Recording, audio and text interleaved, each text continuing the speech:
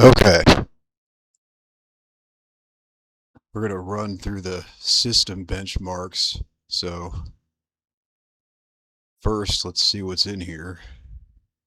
Yep, it's showing the motherboard WS WRX80E Sage SE Wi-Fi